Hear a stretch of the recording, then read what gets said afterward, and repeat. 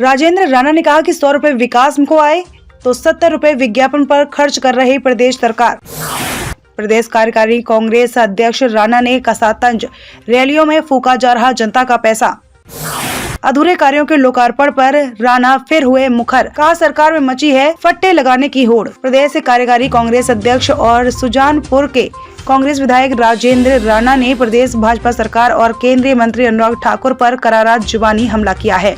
उन्होंने कहा कि केंद्रीय मंत्री अनुराग ठाकुर ने हाल ही में जिन भवनों और सड़कों का लोकार्पण किया, वे सब विधायक प्राथमिकता के तहत बने हैं। उन्होंने प्रशासन और केंद्रीय मंत्री से पूछा कि लोक भवन जो कि विधायक प्राथमिकता में चौरी में बन रहा है, उसमें क्या मजबूरी है कि अधूरे भवन का ही लोकार्पण कर दिया।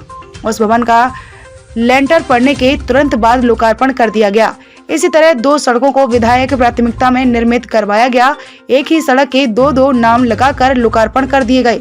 राणा ने कहा कि केंद्रीय मंत्री की ऐसी क्या मजबूरी है कि 10 साल पहले बनी सड़क का अब दोबारा से लोकार्पण कर दिया।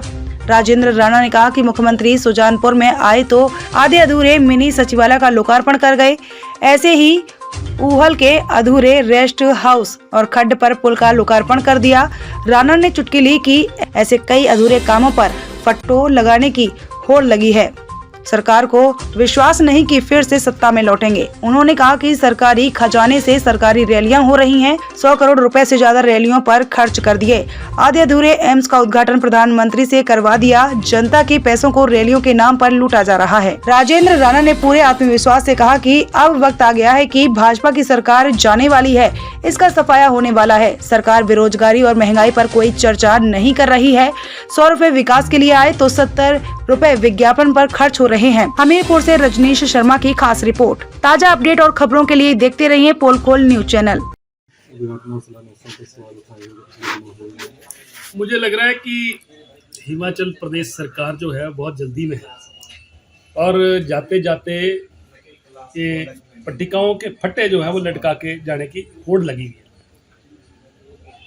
एक दिन पहले परसों यानी मेरे चुनाव क्षेत्र में केंद्रीय मंत्री अनुराग ठाकुर आए थे और बड़ी हैरानी की बात है कि विधायक प्राथमिकता में जो लोक भवन हर चुनाव क्षेत्र में बन रहे हैं उसका उद्घाटन उन्होंने किया।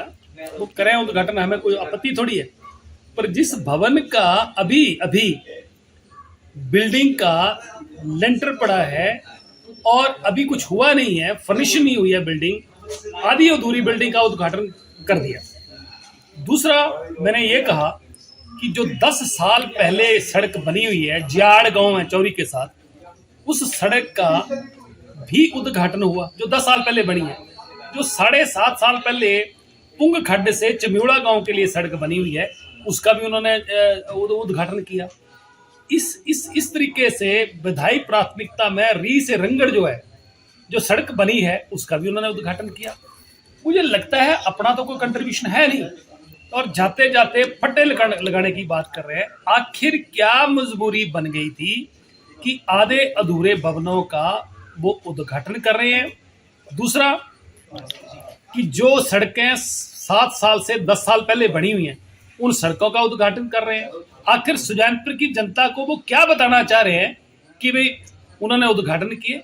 अरे आप काम करिए, उसका शिलान्यास करिए, उद्घाटन करिए, कोई पति थोड़ी है।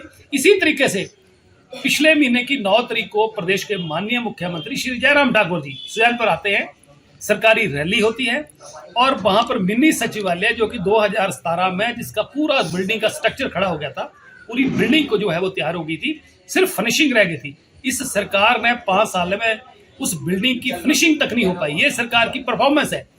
और अभी 1 महीना जो है उद्घाटन को हो गया और 1 महीने के बाद भी बिल्डिंग जो है तैयार नहीं है। अभी मुझे लग रहा है 2 महीने लगेंगे। कोई दफ्तर वहां शिफ्ट नहीं हुआ, नवरात्रे भी निकल गए। तो हम पूछ रहे हैं कि आखिर मजबूरियां क्या हैं सरकार की कि जो अधूरे बिल्डिंगों का जो है उद्घाटन करके जा रहे हैं। इसका मतलब कि उनको स्पष्ट उनका CID या उनकी इंटेलिजेंस रिपोर्ट उनके पास आ गई है कि हिमाचल प्रदेश में भारतीय जनता पार्टी की सरकार आने वाली नहीं है। अगर आने वाली होती तो वो बिल्डिंग को मुकम्मल करवाते, उसके बाद उद्घाटन करते। इसी तरीके से ऊड़ में 1 करोड़ 68 लाख का जो है वो हमारी सरकार के समय फाउंडेशन रखा गया था और वो एक फील्ड